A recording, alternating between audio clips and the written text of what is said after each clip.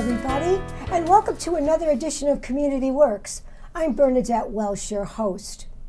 Each one of our shows highlights a local nonprofit agency in our community. Our goal is to educate you, our viewers, about the great work that's going on all around us every day by local agencies and their supporters. When people help their neighbors, everybody benefits. The focus of today's show is an amazing organization. It's called Elis Garden of Healing. And I don't want to screw it up by talking too much about it now because I have two special guests that are going to educate us all about it. So please join me in welcoming Crystal Cathart, who is the founder, president, guru of this organization, and Susan Rubino. Thank you so much. You're a director. You're on the board of directors. Welcome to the show, ladies. Thank you for having us. Thank you. You're welcome. You're welcome. Okay, Crystal, we have to start off for our viewers. They need to know your mission, a little bit of history. Could you educate us, please? Absolutely. So Elis Garden of Healing was founded in 2022. So we're a new organization here in the area. We were created in the aftermath of my nephew who was killed walking home from school. He was a freshman at Hamden High School and 2:30 in the afternoon was walking home from school and was shot and killed, never made it home. And it was obviously a really tragic event for my family. After a few weeks had gone by and we sat in that grief for a little while, we wanted to turn it into something positive for the community. It's really easy to sit in the negative feelings that you have. But we realized how many other families have similar stories to ours. And so we created Elis Garden of Healing. We got our nonprofit and business set up in June of 2022. And our mission is to help those impacted by violence heal, and also to create safer neighborhoods, safer communities, anything that we can do to try to reduce crime and reduce violence is part of our mission. That's wonderful. I couldn't think of a better mission. Okay, Susan, this is for you. Could you talk a little bit in depth about the programs and services that your organization offers? Sure. So first I just want to say that I just jumped on the board, about a month ago. Mm-hmm. I met. Good for you. Thank you. I'm honored to be on it. And I met Crystal through my job. So I'm coordinator of youth services for the town of Hampton. And our mission aligns so well with the mission of Elis Garden of Healing. And Crystal started participating in different programs that we have. And I said, I want to become a part of this. It's special. It's very special organization. What attracted me to the organization is that many gun violence prevention programs are focused solely on gun violence. But Elis Garden of Healing is very all-encompassing, and it's something that I think we really could grow with, and I'm very honored to be on the board. So some of the programs that Elis Garden of Healing does is they do healing walks. So those have been at Lake Wintergreen, and they've been very well attended. And not only walks, but there will be activities, or might be a meditation or an art activity, art therapy that is combined with the healing walk. They also they have Elis Cleats, which is a special program to us. Yeah, it's a scholarship program. Eli was on the football team at Hampton High School, and Crystal created this scholarship program because there are many youth that cannot afford the equipment. No, they can't. And they're not able to participate in the different sports. So, this is a scholarship fund set up solely for that, to help any youth that wants to participate in a sport, whether it's in school or Little League or just recreationally. There should be no barriers, and that's what Elis Cleats I like is that concept a lot. I mean, a lot of times we don't realize it, that children want to be engaged. It helps them to get through the day-to-day, and yet they can't afford it. And why should they not be able to afford a sport or any kind of activity? And I think it's wonderful that you ladies create a way. So there must be a little application you fill out, and then you you find out about the students that need the money, or We make a contribution to the schools, and we let the coaches work with the families to make those contributions, because they have very close relationships to the families. They know who's in need. They know the kids coming into the school from different grades and what their stories are. So they're very personal relationships. And we trust them to make those contributions on our behalf. I think it's something that a lot of families are used to having to show financial data and all sorts of things to be eligible for programs. And we're relying on the coaches to know when these kids need the help.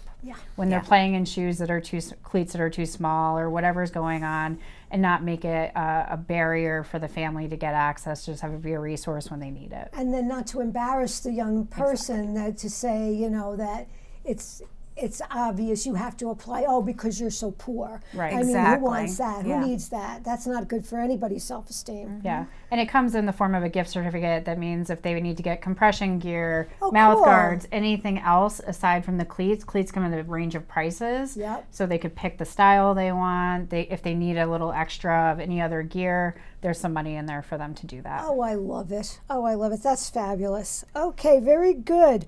Okay, so we have some slides, maybe. Victor, can we show some of those slides? Let's start at the beginning, shall we? Maybe?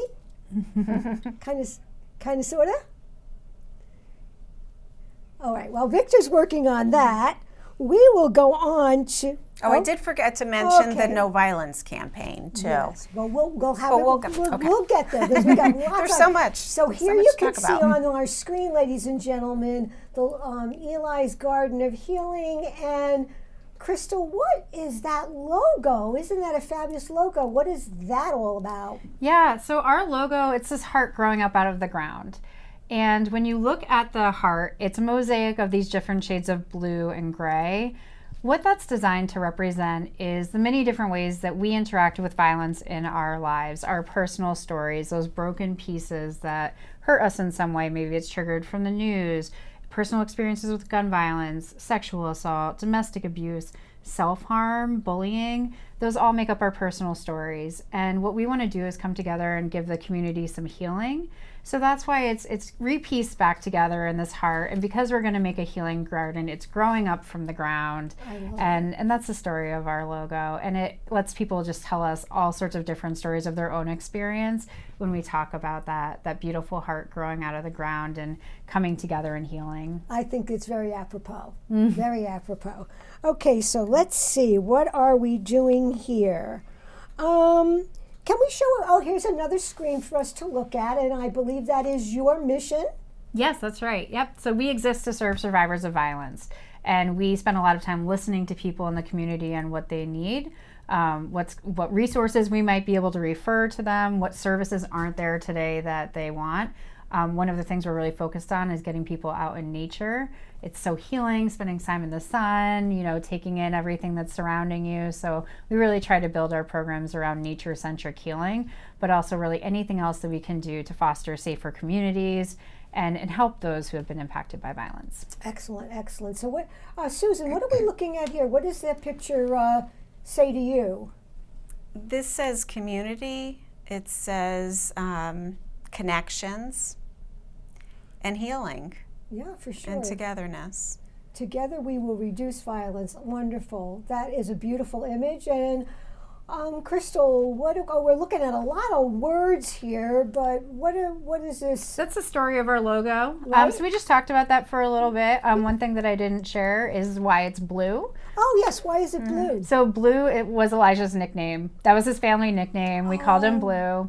And when you're out in nature, you think of green, right? That's kind of the obvious. We're making a garden, it should be green. Blue sky, blue water. Exactly, that's exactly right. And so Elijah loved being out in the water. He loved looking up at the birds. So our logo is blue because that was his nickname, but also there's so much of that in nature. And sometimes just taking that all in, you kind of look past what's right in front of you and see more. Yeah, I know. I get a kick out of looking at clouds and saying, what does that cloud look like? Okay, so now, Susan, what are we seeing here in some of these marvelous pictures?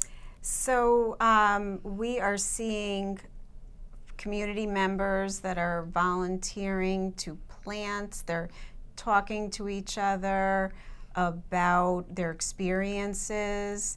Was this part of one of the nature walks? Yeah, the healing walks? That picture with the Is heart, that- that's in our Is first that healing Rosa walk. Delora up there? That is, yeah. She's come to quite a few of our events. She also came to Elijah's funeral when he passed away. She was sweet enough to call my sister and share her personal condolences. So I really appreciate that when she's around, that she takes the time to pop over and hear any updates that we have on what's going on. Yeah, she is. And she also supports Clifford Beers, which is also another organization related to yours, Yes. which helps children who are suffering from all kinds of trauma and helping them to live through it, to live through it.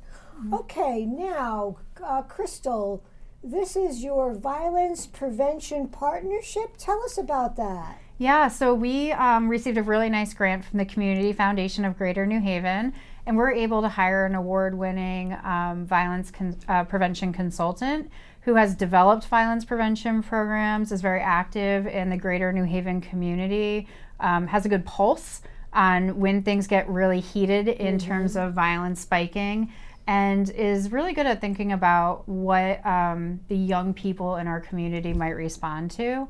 So we have regular consultations with him to help inform what our violence prevention strategies are, and especially as we think about gearing them towards those younger men who may be at risk, or just attracted to some of the flashier things in like movies and rap songs and things that might look fun and they might want to try to replicate. You know, we're able to have conversations with him about what should we think about when we build our programming, how should we talk to these kids, and really connect with them on a meaningful way. So we were very grateful to get that grant from the Community Foundation and be able to hire that. Wonderful organization. Okay, and then I think, Susan, these looks like kids creating posters? Yeah, so this is what I forgot to mention earlier with programming. This is our No More Violence campaign. And actually that's Gigi. She's one of our youth workers that's signing the No Violence poster. There's the mayor and council person, and Jalen is in the background as well.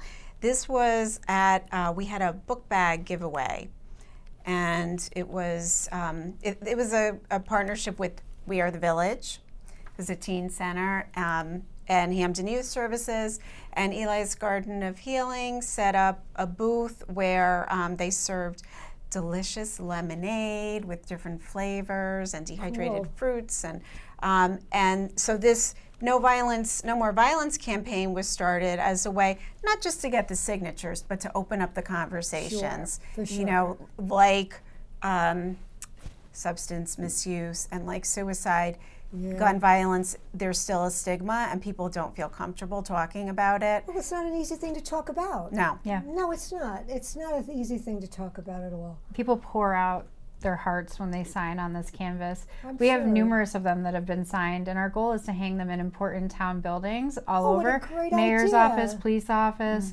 and that way we remind those important officials in our town that this is an important topic for our community members, and it's not something that's going away. We're dedicated to trying to work together to bring change.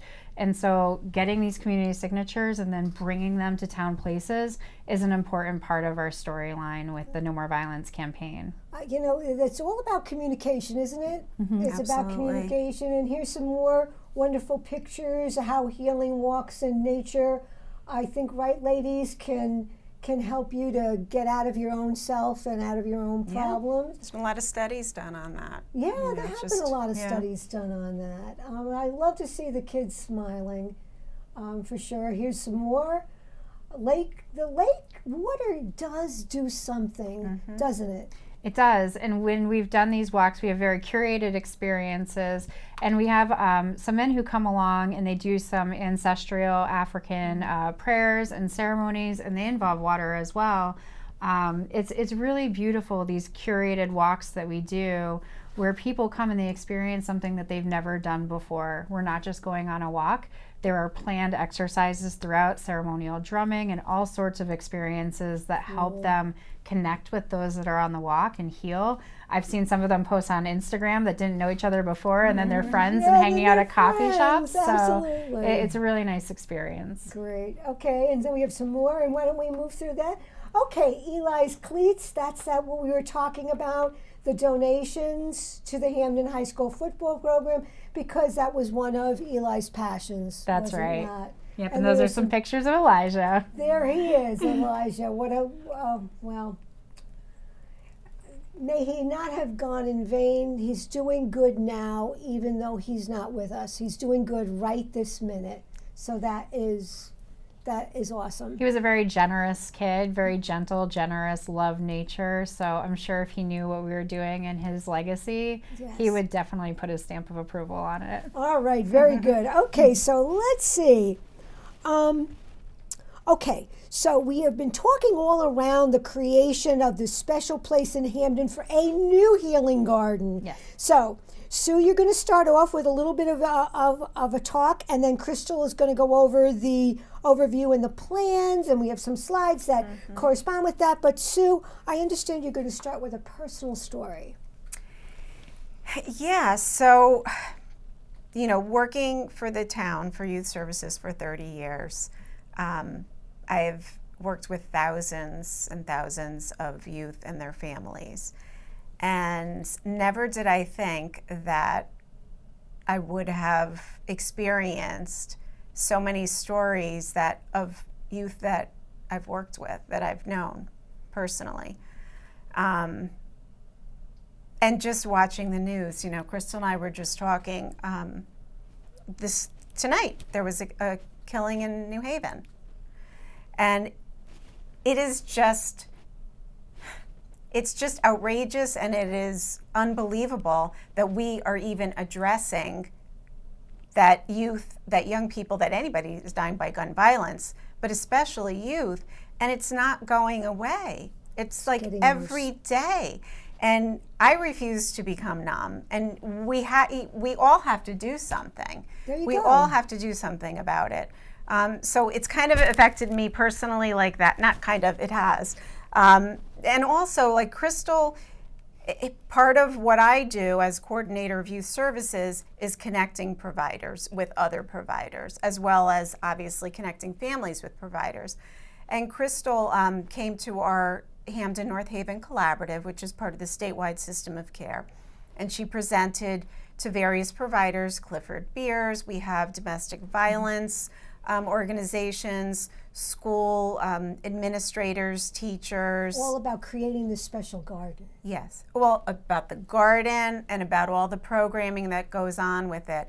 But how the garden that will be here for everybody. It will. And I live in that neighborhood, so I'll be able to walk there, and I'm super excited about it. But Crystal could tell you. Yeah, so she now knows we're all going the to get into details the little bit about, of the nitty gritty, and maybe we're going to see a couple of slides that kind of give us a flavor of what is it. First, the new garden. Yes. Tell us a bit about its creation. Yeah, so we were lucky enough to find a piece of property that is incredibly unique for us to make a healing garden for anyone impacted by violence. Initially, when we thought we wanted to make a garden, we were looking for a sunny plot that we could put some seeds down, and that would be that. And we found this piece of property in Hampden that's related to Winchester Repeating Arms, which has a lot of historical relevancy here in New Haven and Hampden, and there's a long-standing history of impacts that they've left behind in the community, whether it's from crumbling foundations, impacts of gun violence itself. And in Hampden, at DeNicola Park, buried in the woods, is an old gun firing, test firing range. And so when they were developing the guns for World War II, they would go here and test their firing capacity. Nowadays, most people think it's a weird, creepy, abandoned wall in the woods that teenagers hang out on, and you can actually get inside of it, and some kids get into mischief in there. And when we were looking at properties, we looked at a bunch of open green space. We kept looking past this because we didn't know the history of the property. And once we started digging and say, what is this weird structure? It didn't come with a sign saying this is a Winchester property. We had to figure it out. Right. We easily were able to see the transformation that could take place. This thing that was made to test weapons to kill people, if we could transform this into a place of healing for those impacted by violence, how symbolic, how poetic would that be? This would be a very unique piece of property that people can go and interact and think about what was the meaning of this thing before and what is it now today. So it's going to be completed maybe when? Our target is probably 2025. 2025? Because it was an old gun manufacturer's playground for testing guns, there's some maybe lead and things, asbestos. To do your due diligence. We have to do some work. It's considered a brownfield, and so because of that, it's going to take a little extra work, but it's going to be worth it. It's going to be about a $2 million project to pull off, which I think the state should have some money kicking around, or federal should have some money kicking around. We'll figure that out. You raise a little bit of money here. Well, I know we're going to figure that out, and we're going to transform the space into something beautiful. We're taking inspiration from the New York City High Line, where people walk on top of the old train tracks. I have been on that High Line. It is just so awesome. It used to be a train track that brought meat from one part of from the harbor to this meat market, and now it's just a garden. And people go and walk up. They get it off of the ground and up into the air and walk the length of it. And we want to do the same thing. We want to invite people up on top of this structure that is about 6 feet high. It's about 23 feet wide, and let them walk the length of this. And Elijah happened to live next door, so for those familiar with his story, they would also know that this is the part of the walk he never finished that day coming home from school. Wow. If that doesn't get to your heart, I don't know what might do that. I understand, and both of you ladies can chime in on this, that you are asking the community to give you some input as to the creation of this garden. I know you have a designer, and we're going to see her picture in a little bit, but wow, tell us about that. Whoever wants to jump in on that. I mean, I'll start with, so this past summer, we had a cohort of youth workers and trainees, and we visited the site, and Crystal and her partner Kyle talked to the youth about the garden and what it's going to look like, and they also, they gave her input as to some of their ideas. So that's kind of like the type of thing that we're going after. We want the community to be involved because it is for the community. It's not for us. It's not like there's going to be a person that says, "Oh, you can go in there, but you can't." It's going to be for everybody in Hampden, New Haven, North Haven, everywhere. No geographic boundaries, no type of violence boundaries. It's not just gun violence. It's for anyone impacted by any kind. Yes. So our architect, Marissa Mead, she is she's with Spiegel's Plus Partners, and she did the New Haven Gun Violence Memorial. And through those feedback sessions, you can learn so many things that you may not have thought about. In the New Haven project, one piece of feedback is that those impacted by violence want to have full line of sight all around. They don't want barriers to their line of sight because they might be afraid somebody can creep up on them. Yes. It's really important to give the community time to share that feedback and not make assumptions about what people may want. That helps with buy-in. Yes. Everybody's on board with the project, but it also influences our design process. And so we have some ideas of things that we would like to do on the property. Okay. But it's really important we hear from different stakeholders, people that live in the neighborhoods, and give them the opportunity to share their feedback, whether it's positive, negative. We want to really hear about that. For sure. And we want to see some more of the pictures. You were so kind to give us some pictures.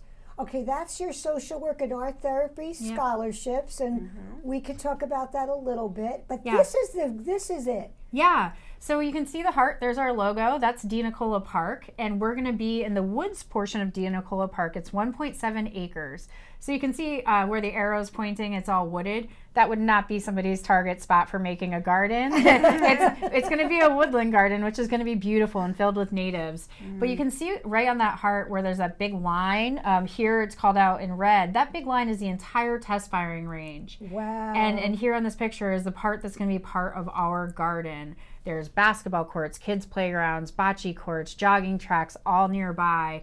They do music in the park. We're going to be able to let people come up onto this structure, interact with the park, but also... and there's your designer? Yeah, that's Marissa, and that's the New Haven Gun Violence Memorial in that picture. It's beautiful. They have bricks for every single person that was killed in New Haven because of gun violence, year after year after year. It's very storytelling and impactful. Very moving. Here's that structure. It is a really old concrete bunker, basically. That is definitely creepy looking to me. It doesn't look attractive. No. We plan to create ramps to go up. It'll be handicap accessible in both directions. This is the New York City High Line that I was describing. We're taking some inspiration, Right. building on top of, and bringing people I like up the off light the ground. bulb. Yeah, they got the idea for that. That was clever. Yeah, and at the Brooklyn Botanic Garden, they have these beautiful ramps that people could get up to another elevation with, and we want to take that idea and bring it to our park because we have very high walls. We need people to be able to get up to them. Mm-hmm. So as I mentioned, right now it's a brownfield, so we're doing site survey work, environmental testing work, just to make sure that everything is safe. There's nothing toxic in Yeah, there. we do have one rule that we can't plant any food there because of the nature of the property. No tomato food, plants. No food, no food. Yes. Okay, this is another nice group picture. And then do we have any others, Victor? Ah, there you go. Elijah loved nature. Yeah, so he would go to Di Nicola Park where our garden is going to be located. He played basketball there all the time. Our plans are actually to repave and paint a mural on the park. Yep. What you're looking at right now, our family was approached last year by New York Times Magazine. They do a piece every year where they talk about big celebrities and big names that passed away, and they highlight them. And last year they wanted to change the story, and they wanted to talk about gun violence being the leading cause of death for children.